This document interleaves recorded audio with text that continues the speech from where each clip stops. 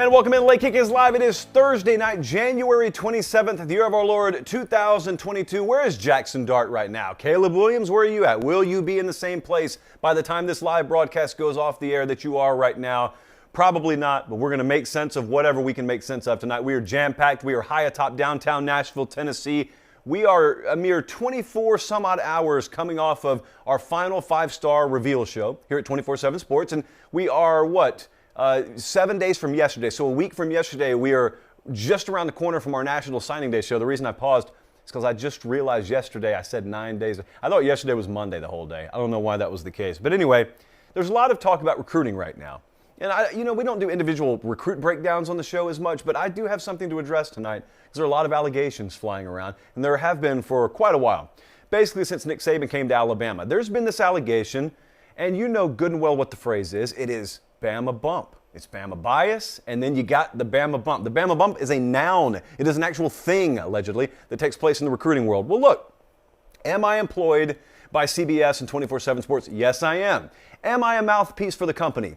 If they pay me enough. Tonight, will I be? No, I will not. So you and I will investigate together, and if we find evidence, I'm calling the company out. We'll do that mere moments from now. We will also talk about the latest in the transfer portal. There are rumors, we are well aware of them, about Jackson Dart. Where has he been admitted to? Where will he enroll? Has he already enrolled? Is he waiting on someone else to make a decision 3,000 miles away? All of that we will try and unpack as best we can here with our very determined crew on Late Kick. We'll do that about 15 minutes from now. Also, the Tennessee Mood Tracker rolls on. The Mood Tracker series is getting a ton of push from you guys, and so we may not even limit it to just one program per show. We may bump it up to 2 programs per show. I was talking to a player at Missouri today. He said, I listen to every show.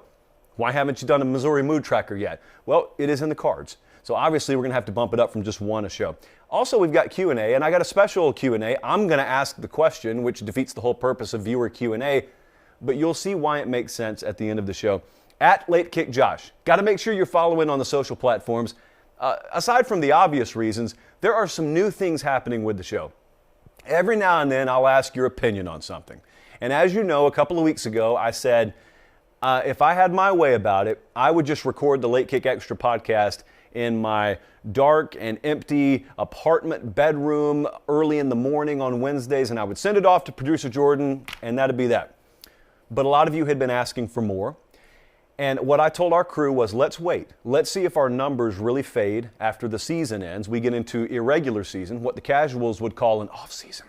And I said, if they leave, then we're not going to give them any more. But if they stay, we're going to give them exactly what they asked for. Well, you've stayed. Our numbers have been about a 300% year-over-year improvement from this time last year. So you haven't gone anywhere. And as I promised you, if you don't go anywhere, we're going to keep the same energy until spring practice, post-spring practice. Well, what that means for the extra podcast is we're putting a video product on it. Now, if you just listen to the pod, nothing's going to change. But if you went to the 24/7 Sports YouTube channel today, you probably saw a couple of new-looking videos, different-looking thumbnails. Director Colin, hard at work in the thumbnail lab. And what those are is those are video clips from us literally recording in another studio that we have here, the Late Kick Extra podcast. So that's going to be a fixture there. Now, you need to let me know what you think about it. You need to let me know what kind of tweaks you want because essentially you guys are the executive producers there. We're just kind of the mice on the wheel and we are following your direction. So make sure you're following because a lot of times I don't share all this on the show, but you will get all the details and it's a great way to get in touch with me at Late Kick Josh Twitter, at Late Kick Josh Instagram. So that's enough of that. Okay. A little investigation I took it upon myself to conduct earlier today. Colin, this is probably your endpoint here. So yesterday, we did the final 5-star reveal show here at 24/7 Sports. Chris Singletary was on the show. Cooper Pategna was on the show. We've got a cast of thousands behind the scenes, and they are responsible for everything from editing film of high school recruits to actually going out on the road to going to the All-American games and scouting and being in touch with guidance counselors and high school position coaches and parents and family members and everything in between so that hopefully you can get as good a read on a kid and as many eyeballs and as many reps on a kid as you possibly can to get a proper evaluation on him. Now, there is an allegation. It's a dirty one, but listen, we got to peel the Band-Aid off tonight, even though I work for this company, not for the next 15 minutes, because if there is bias involved in this recruiting process, it's not going to happen on our watch. And so dutifully, we went to work for you, the public, today. And I essentially did an internal audit of our entire company. And I did not ask for permission because we will ask for forgiveness later. But to be clear, here's the allegation. It has to do with Alabama. And the allegation is, just as we see in big government and just as we see in big pharma, we also have a lobby out there around big recruiting. And that lobby pushes what is known in the recruiting world as the Bama bump. The Bama bump is very simply this. There are wide swaths of the college football public that would lead you to believe, yeah, Bama recruits good, but they don't recruit nearly as good as it looks like they do, because once a kid commits to Bama, or once Bama's in on a kid, they tend to get an extra star or a couple of extra bumps next to their name, and they end up going from number 64 to number 42, or maybe number 33 to number 27, and what was once a 4-star is now a 5-star merely because of that script A, that crimson logo, and Nick Saban being attached to their name. Now this sounds dirty to me. I mean, this sounds reprehensible, as a matter of fact. We can't be involved in this, certainly as a show. We cannot, in good ethical conscience, be associated with this. And so I went to digging a little bit. Not just in this class either. I went back quite a while and I was digging. There you see the notables, if you're watching on YouTube, of the Alabama 2022 recruiting class. Some of these guys have already signed. Most of them actually have already signed and enrolled. A lot of these guys are early enrollees now. But if you're telling me that a lot of these guys aren't all they're cracked up to be, hey, we got to know about it. Now, you can sense probably a dash of sarcasm in my voice, and it's not a dash. Really, my voice is dripping with sarcasm right now, because now I want to be real with you for a second. You had me with this for a long time.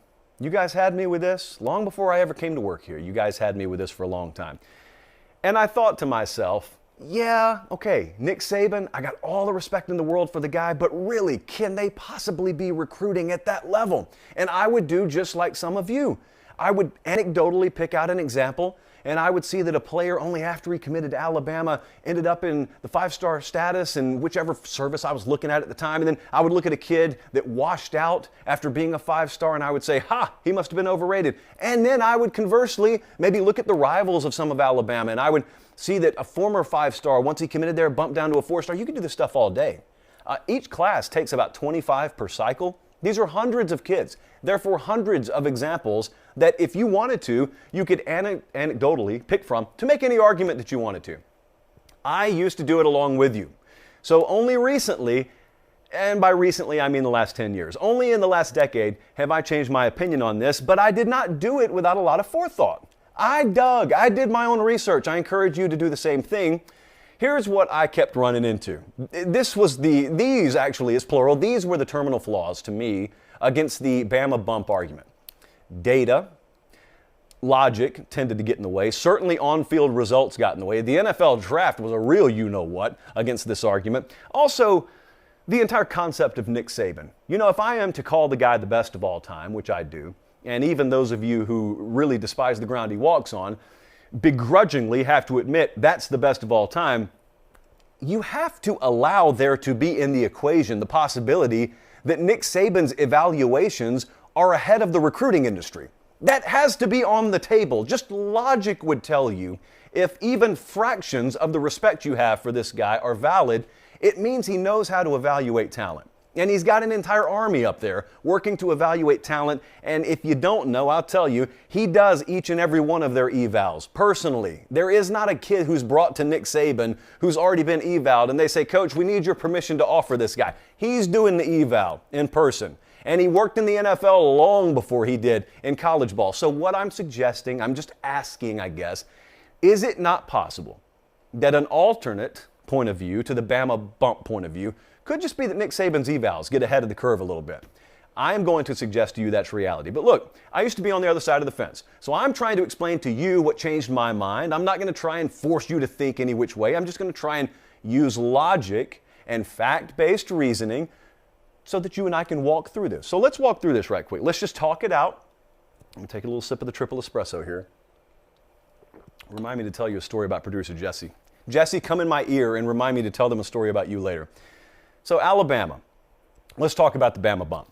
If Alabama recruits are indeed being overly inflated on the front end, there's got to be evidence eventually, right? And that evidence, I would assume, would come on the back end. It would either come on underachievement on the field, or it would certainly come in underachievement in the NFL draft. Certainly, these are the two most discernible metrics by which we can gauge whether Alabama recruiting classes were accurately ranked. Now, I think a blind man can see where this is going, but I'm going to take you down the road anyway, because I'm going to ask you, where does that evidence start to mount? I told you, I looked into it myself years ago when I really thought this through, and I said, there's got to be evidence. I'm so sure that the Bama bump exists. There's got to be evidence.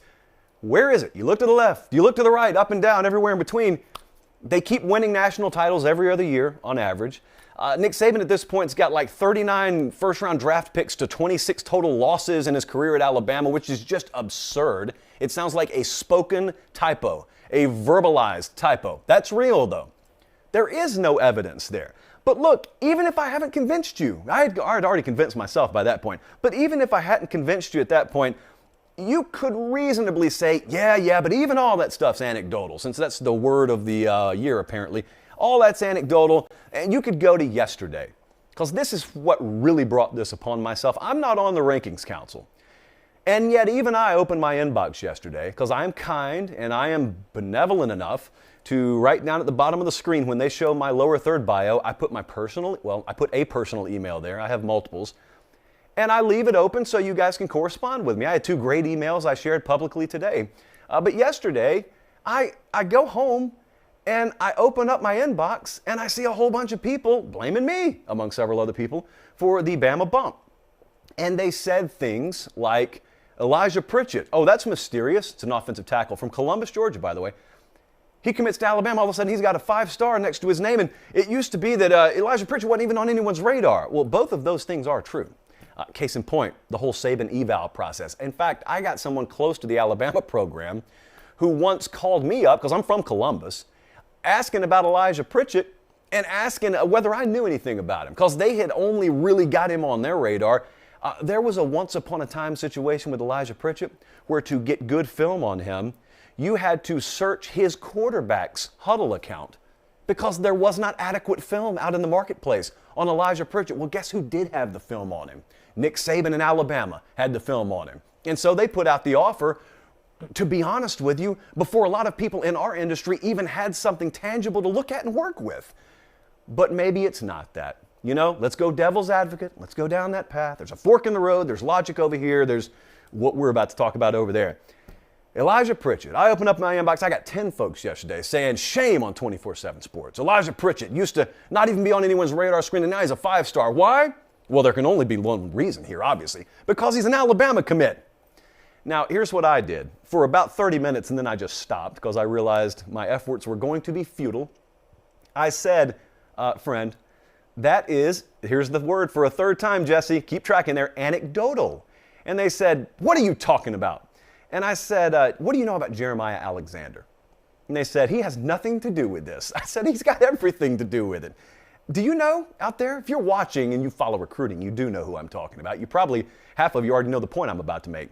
Jeremiah Alexander is a 24/7 Sports composite 5-star. Now what that means is, at this company, we take an average of every recruiting service and we take the grade that they have on a player and we just throw it in a blender and turn it on, and what gets poured out, that is the 24/7 Sports composite rating. So it's a perfect blend of the entire industry.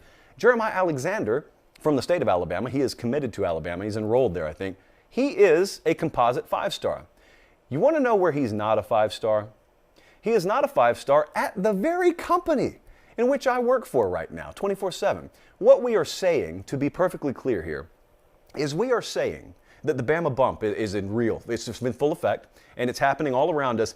Yet we got this kid named Jeremiah Alexander floating around out here, who you have every excuse to rate a 5-star, because a lot of the other industries had, and a lot of the other entities in the industry had, and for some reason, this company here, which is so hell-bent on perpetuating the Bama bump, chose to suppress his rating and keep him down. Now, when I presented that piece of counter evidence, I got no response. My point is, you could argue all day. Either side of the fence, really, you could argue all day. That's why that is, as I said, futile, because all of it's anecdotal. You can cherry pick. It's not a basketball class, okay? If you were taking 5 or 6 kids per class, then you could really narrow it down. You can't be cherry picking one kid. I had some LSU folks come at me and say, Walker Howard got bumped down to a 4-star because he's an LSU commit. What are we talking about?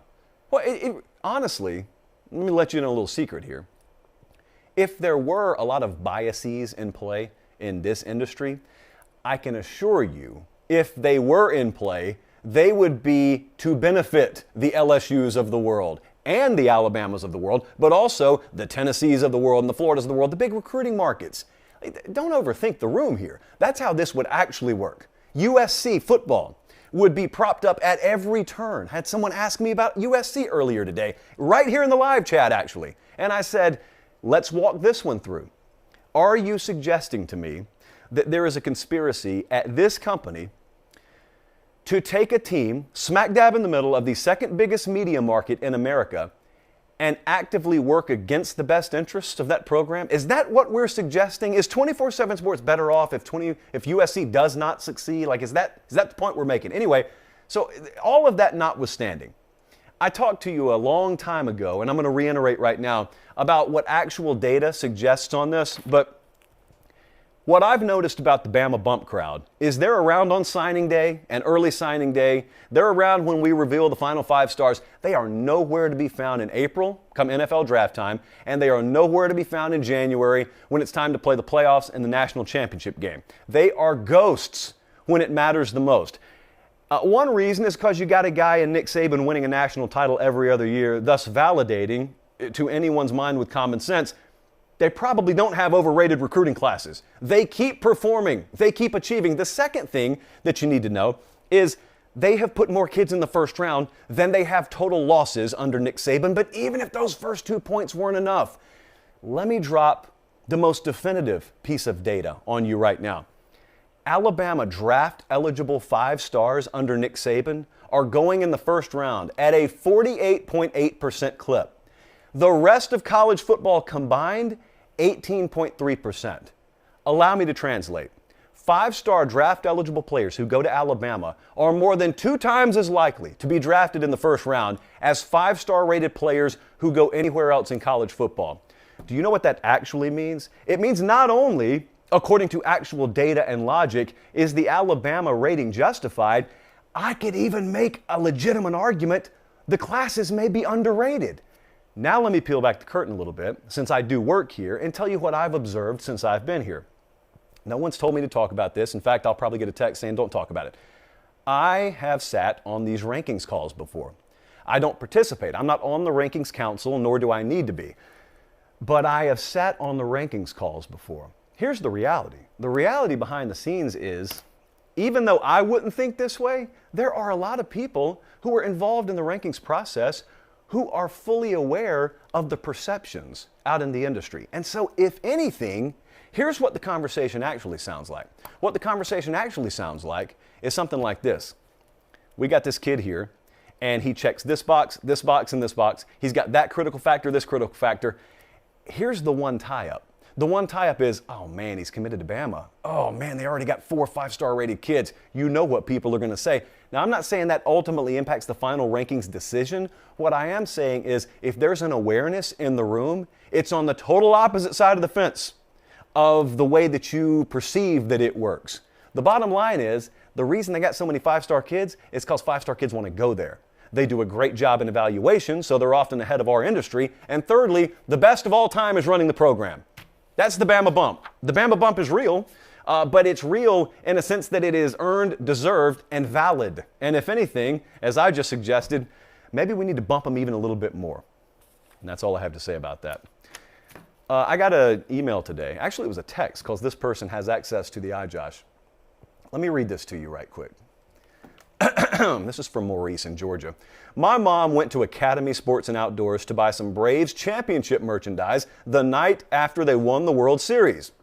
But they were sold out, Maurice says. She told me she would try another store.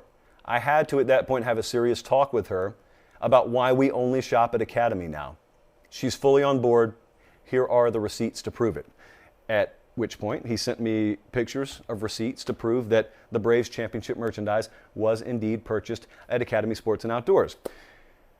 We've got a big announcement coming about Academy Sports and Outdoors in the very near future. We're not going to do it tonight. I want to be properly equipped, but things are going very well. between us and Academy Sports and Outdoors. We are ready to take our relationship to the next level. And really, all this concerns is me, Academy, and you guys. So that's the relationship. It's a very tight-knit relationship. But they have thoroughly enjoyed the partnership with us. We have, of course, enjoyed the partnership with them. If you're new to the pod, or if you've been here every step of the way, I just want to reiterate, you continue to make this possible. And all we ask you to do, very humbly, is take the stuff that you're already going to purchase for your life anyway and just do it through Academy Sports and Outdoors. They are the reason why we don't have to have a show full of ad breaks, but they're also the reason why you can have access to one entity that you know shares mutual interest with you, and number two, carries anything you need, warm weather gear, cold weather gear, baseball, basketball, football, whatever the case may be. They, of course, have everything you need, but also they don't have to be in your town because Academy.com takes care of all your online shopping needs that your in-person shopping cannot take care of. So all I'm trying to tell you is be more like Maurice. It's probably the last time I'll ever give you that piece of advice, knowing who I'm talking about, but be more like Maurice. And for that matter, be more like Maurice's mom. Shop at Academy Sports and Outdoors. Do yourself a favor and do the show a favor in the process. The transfer portal's on fire. Did you know that? If you didn't, I'm here to warn you, the transfer portal is on fire. Caleb Williams, as of airtime tonight, still has not made a final decision. But what's interesting is we've been talking about that January 28th drop ad date for classes out at USC. And there's some debate as to how hard that date is, but there were speculations and rumors floating around LA, still are, that today or tomorrow was kind of going to be when USC found out something one way or the other about Caleb Williams. Ooh, had a bad hiccup there.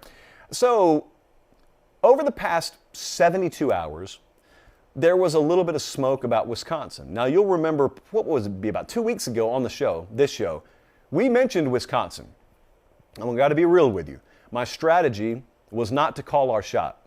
My strategy, as I told producer Jesse, was to just have something in the can.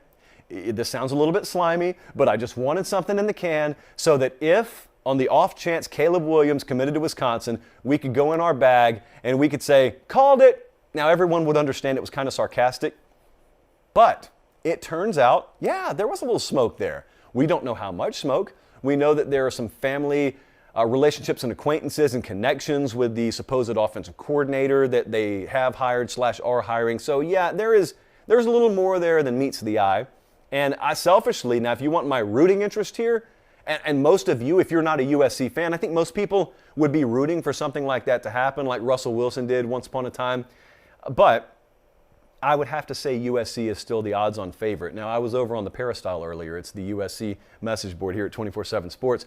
And I knew this was coming. You could have predicted this. If Caleb Williams did not immediately leave Oklahoma, do his due diligence in about a week and a half, and then commit to USC and Lincoln Riley, you were going to get some folks who got upset because this kid is not working on my timeline.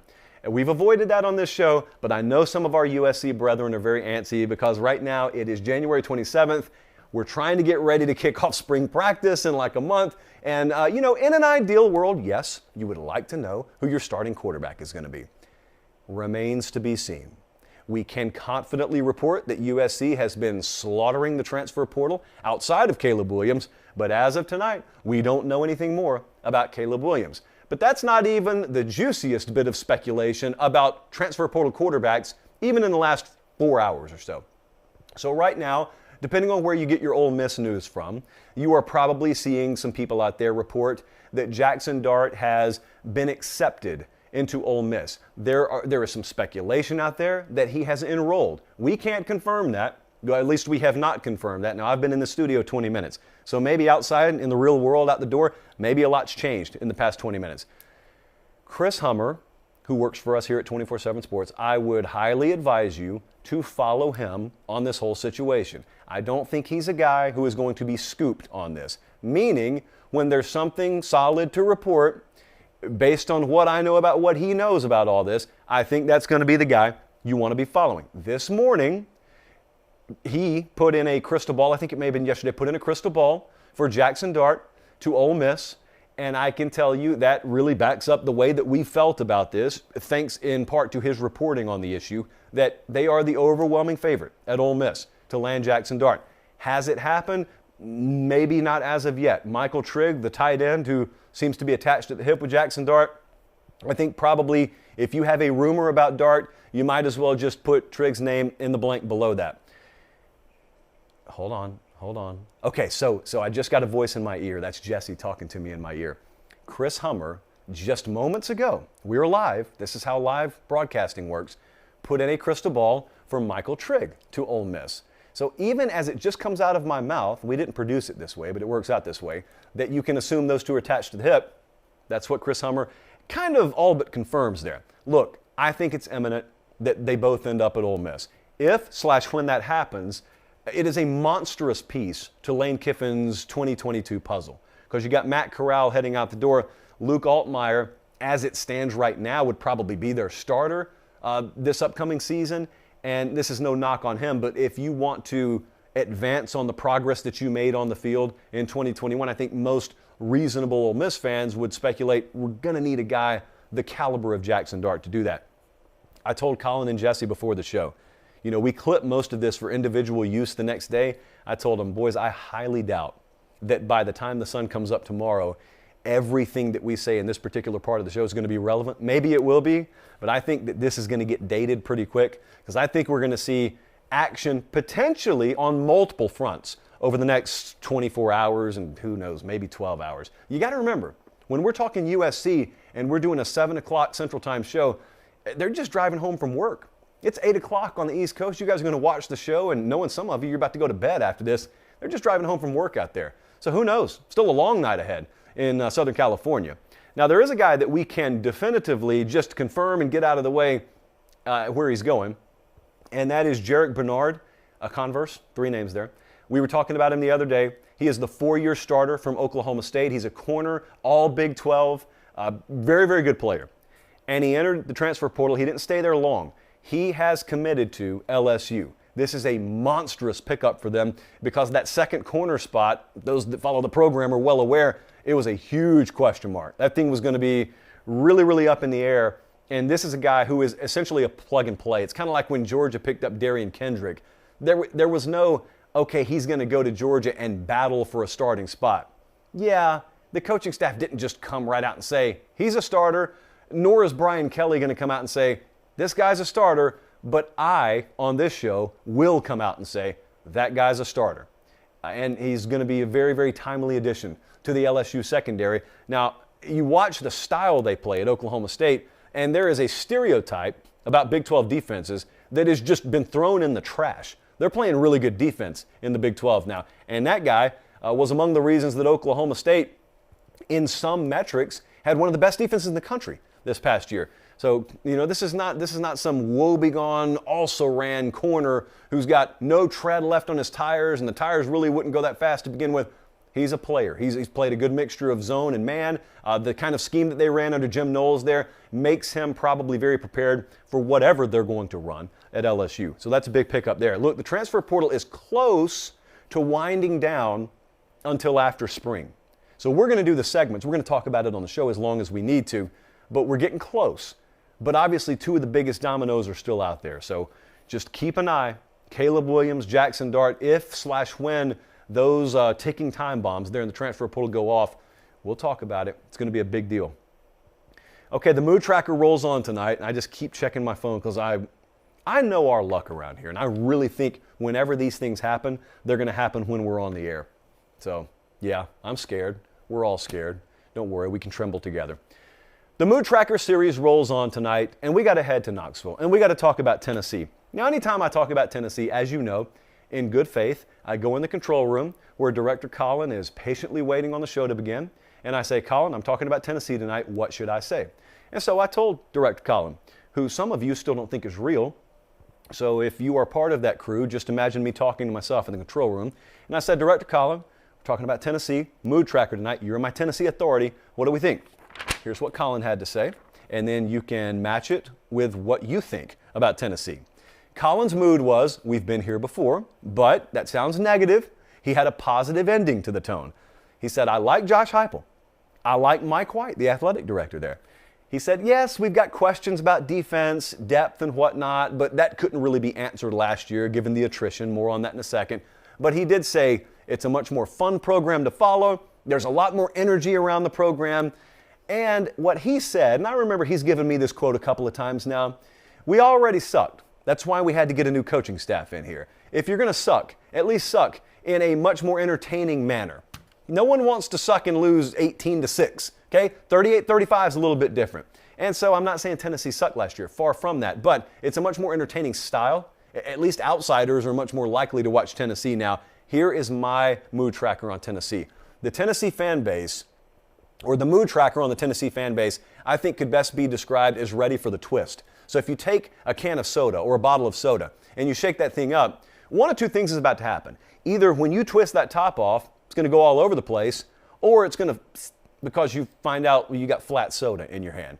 Now, there's a lot of anticipation, and there's a lot of guarded excitement around the Tennessee program right now. That's exactly how I'd feel. You know, if I lived in Diana, Tennessee, right off 65, underrated rail town there in Diana. If I lived in Diana, Tennessee, and I was a Tennessee fan, I'd feel that way. That's exactly how I'd feel. But I wouldn't have 100% confidence on what's going to happen if/when we twist that top off. We're 1 year in. We're right around 1 year since Josh Heupel got hired and Mike White, the athletic director's there. Even in the midst of a rebuild, we don't know what their version of Tennessee fully is going to look like. We have some good sneak previews as to what it's going to look like. I'm a big believer they overachieved in 2021. To be perfectly clear, you know, they had 2 or 3 more close losses, but they won 7 games. And I really think, for proper context, we need to go back. Like on Vols 24/7, those guys have done a really good job of doing sort of a 1-year checkup on the program. And they talked about where they were this time last year and then going into spring and coming out of spring. I think some people have forgotten this, though. I think there's a lot of amnesia about how bad this program looked. And they had a ton of attrition already. They were making the move, and the roster was not good. And not only is the roster not good, they then lost a lot of pieces on that roster. And not only did they lose a lot of pieces, you're also talking about bringing in a style and just a philosophy that in a lot of ways is a 180-degree turn from what they had been doing. That spells disaster in the SEC most of the time. And it really doesn't set you up for success no matter what level of football you're playing most of the time. And yet they found a way last year. And even in some of the games they lost, the Pitt game was an instant classic. They went back and forth on that one. The Ole Miss game, which we were at, kind of gets overshadowed because of the trash on the field at the end and whatnot. Officiating was abhorrent that night. One of the biggest calls for change that I think I've ever seen in my time watching college football. And unfortunately, it got overshadowed because of the ending. But those were close games. They played Bama close to the half. The Georgia game, the Alabama game, those they're not expected to compete in. But they got to the Music City Bowl. That's a last-minute kind of game back and forth. So you've got 7 wins versus 10 wins, and there being a bounce of the balls difference, really, and a one-possession difference in a lot of those games. My point is, this was not any kind of underachievement. This was an overachievement to me in year 1. We're seeing progression offensively. That alone is one of the most refreshing things to say about Tennessee football. Think about the last time, if you're a Tennessee Volunteer fan, that you could lay your head on your pillow at night and know that even amidst all the uncertainty elsewhere in the program, and we still got the whole NCAA thing out there, we don't know how that's going to pan out, but at least I know one thing. I know my quarterback's in good hands tonight, and I know my offense is in good hands tonight, and I know that we are in the process of putting a product on the field that skill, perimeter talent, and quarterbacks are going to want to come and play for. It's been a long time since any of us, myself included, have been able to say that. But there are other positives to consider here. Tennessee's a long way from a finished product, but there are other positives to consider. They lost a lot to the portal, but they also got a lot out of the portal last year, and virtually every one of those guys contributed. Now, some of that was out of necessity, but it also signifies they did a heck of a job evaluating guys in the portal versus their needs, and they got some really good pieces that helped them immediately. How are they going to do moving forward in the portal? Is that how they're going to strike the balance? You know, a lot of different administrations, a lot of different staffs have their own idea about how to balance the amount we lean on high school ranks versus the amount we lean on the portal. It's still a little bit too early to know how Josh Heupel and Tennessee view that. For that matter, it's still a little bit early to know how anybody views that. But they were really aggressive in the summer recruiting stretch. They've, I think, got the number 15 class. They're in the mid-teens right now as it relates to the 2022 cycle. But it is my belief when we specifically look at talent acquisition, whether through high school recruiting or the portal, I think it is a lie when people tell you Tennessee is not capable of recruiting like they used to. And this is not even it's not even a commentary on the potential of Josh Heupel at Tennessee. This is just me talking about Tennessee. I've always felt this way. To me, the secret is not asking how much in-state talent in the state of Tennessee is there. I think Tennessee is a whole lot more likely to pull talent out of Charlotte than Memphis, is what I'm telling you, because of the shape of the state and because of how sheer geographical dynamics work. The way I've always felt it's more proper to gauge Tennessee is drawing a 6-hour radius around the campus and understanding that that includes North Georgia, North Alabama, most all of Tennessee. You get into Ohio, you get into the Virginia area, the Carolinas. There is a ton of talent in that 6-hour radius. If you've got the right environment and right staff and culture on campus, it will be attractive. Having a good offense helps out a whole lot there. If you take that part A and then you combine it with a part B of really thorough evaluation processes for not only leveraging the transfer portal to get raw talent out of it, but getting the right kind of talent that fits your scheme and guys that can be plug and plays, you can put a winning product on the field. To be clear, when I say winning product, I mean you can compete for the SEC championship at Tennessee. Not this year necessarily. You can surprise me. Feel free to do so. There is no reason why Tennessee has to resign themselves to taking a back seat. There are teams in the SEC that, if we're real with ourselves, kind of have to do that until further notice. Tennessee's not one of them. Now, just because Tennessee hasn't been something for a long time doesn't mean the program lost the capability to be that. I have never believed that. And so it's going to be real fun because this is a program, if you were putting a spotlight on a program in the Southeastern Conference this spring, I don't know, outside of Florida, because there's just a whole bunch of new down there, I don't know that there's going to be a more fun/interesting program to watch than Tennessee, because there's so many different ways that this can still go. And I was over on the Vols 24/7 board today, and I was asking, what's your mood right now? And a lot of those guys and girls over there were saying the same thing. There's optimism, but none of them are so ignorant to believe, well, we're out of the woods. 7 wins last year will equal 10 wins this year, will equal SEC championship or bust in 2023. No one's talking like that. This is Tennessee. They've learned the lessons over and over and over again. So that's one of the more jaded fan bases. So it's very hard. It is very hard to get them fired up. Some of them are, but they're going about it the right way. They understand, let's be careful.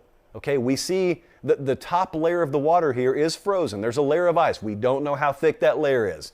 So we're not going to sprint across it. We're going to tiptoe across it. They're tiptoeing across it right now. Actually, maybe instead of soda bottles, the better metaphor would have been ice. Not a lot of that in Tennessee, though. So that's the mood tracker there. All right, what I wanted to wrap up with tonight was a question, and we've been doing a lot of Q&A at the end of the show, but this was not a question that any of you asked. It was a question I asked earlier today that I wanted to get some answers on. So earlier today, I go on Twitter, and I was kind of thinking this morning about a conversation I had, which led to me thinking about the question, if I had 5 minutes to talk to someone who's never watched college football before, and I wanted to recruit them to the sport, how would I spend that 5 minutes? Short of teleportation and being able to take them to a moment in time, what would I show them? What would I play for them? What story would I tell them? So this is the tweet if you're watching on YouTube. That's what I said. You guys get 5 minutes and you can do with it whatever you want, but you only get 5 minutes. How would you sell someone who may be a sports fan, but they're totally college football agnostic? They have no feel on it whatsoever. How would you recruit them to the sport? And man, it took off. We got a lot of responses on it. Now, there were a lot of people who said, I would show them the last 5 minutes of the USC versus Texas national championship game. So that's the 05 Rose Bowl, or if you want to call it the 06 Rose Bowl, like a psychopath, you can do that. It's the 05 Rose Bowl. Yes, that would be very good. Vince Young to the corner. Texas wins the national championship. We didn't know it at the time, but that was the beginning of the decline of USC football, and they've really never been back. Keith Jackson on the call. We just talked about this game like a month ago. The Rose Bowl, it's kind of a movie setting out there.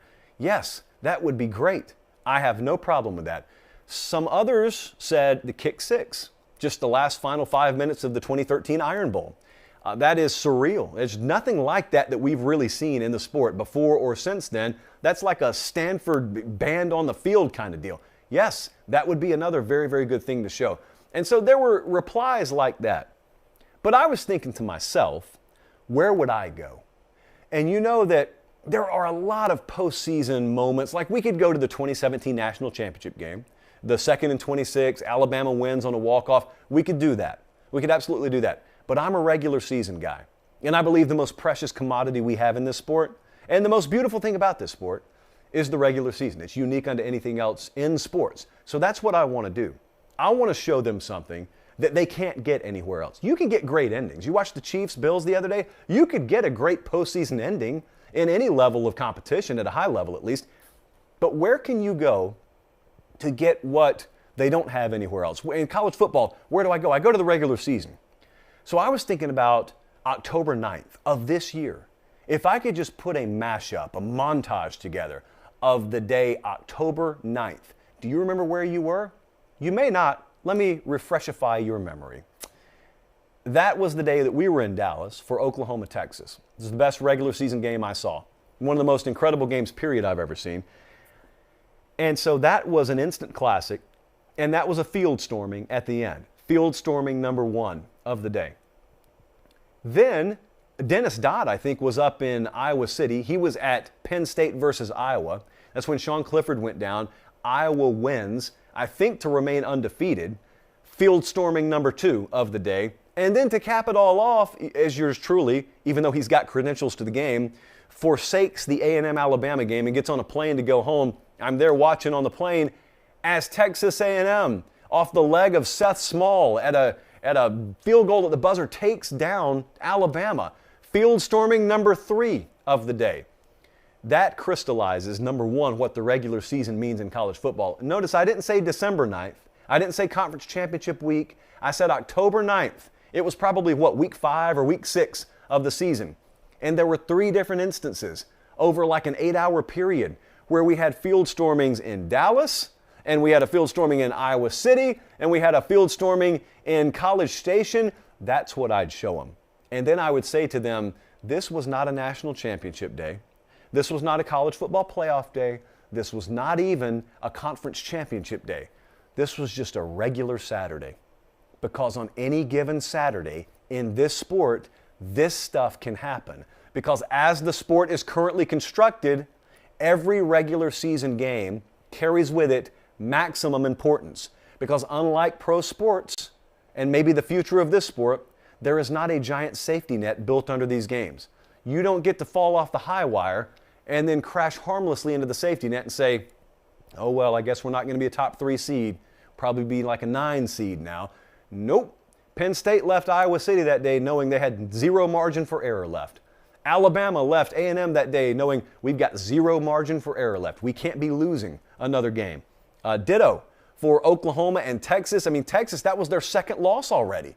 And so Texas knew, even though some folks had picked them to be the surprise of the country, they had to reassess their goals already. And Oklahoma, very, very close. They were down like 18 points multiple times in that game. That was the best Saturday of the fall. You could see it coming a mile away. I mean, we did a segment in August where we talked about how good that day would be. If I got someone out there and I got 5 minutes, that's what I'm showing them.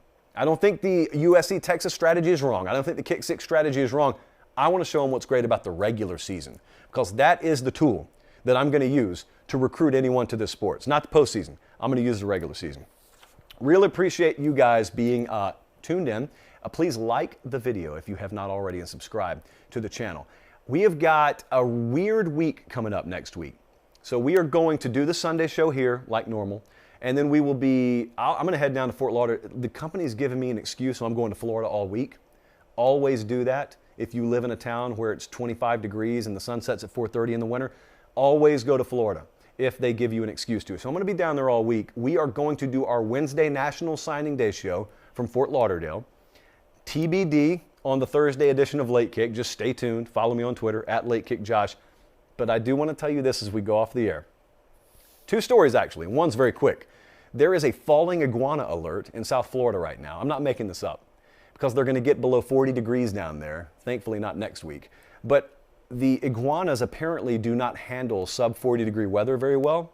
And so they get docile and they fall out of trees. And so they have to issue, rarely, but they have to issue falling iguana alerts down in South Florida. Now, the last time I was down there, one of the first things I talked to you about when I got back was iguanas are like squirrels. They're all over the place down there. And apparently, they can't handle the cold nearly as well as our squirrel friends up here do. So heads up for iguanas in South Florida. That'll be rectified by the time I get down there next week. Second thing I want to tell you is, hold on, this company does not sponsor us, so I'm not showing you which company it is. This little can right here holds 180 milligrams of caffeine. I just sip on it. Some of you prefer whiskey. I use caffeine. I just sip on it to get through the day and on the show. Jesse is a psychopath. Producer Jesse is at his desk today, and I walk in, and my exact words to him were, Jesse, I'm about to punk you one way or the other. He said, tell me more. And so I had Death Wish coffee. They also don't sponsor the show. Who knows? That could change one day. But it is a 300 milligram, essentially can of gasoline that somehow is legal to be carried by Publix and other grocery stores across the country. And I said, Jesse, I dare you to drink this. He has turned down the 180 milligram version before. So I peer pressured producer Jesse just to see what would happen. It's always encouraged in a large corporate setting. And so he chugged it right in front of me. He said, I'm not going to fall for this. And he chugs it. And he wasn't the same person. I really didn't recognize the person he turned into. We don't ever have music in the office. I go to the bathroom. I come back. Jesse, what band were you there playing? He was blaring something out of his office, door open, totally classless move. Go ahead, Jesse, I'm listening. He was blaring Disturbed, I think one of my dad's favorite bands. And so I will tell you that I put the video on Twitter for those of you who want to see. Death Wish Coffee came in. They acknowledged producer Jesse. And so I just wanted to acknowledge him too, because there was a lot of bad that came out of that. So I at least wanted to give him some public recognition that he did not get punked. He did chug the Death Wish coffee. And it is the first and last time that I will ever try that with him. We got to get out of here because we got a lot of editing to do on the back half of the show. So thank you so much for watching. Make sure you're following on Twitter and Instagram at LateKickJosh. For Director Colin, much more well-behaved today than producer Jesse. I'm Josh Pate. Thanks so much for watching. Have a great rest of your evening, and God bless.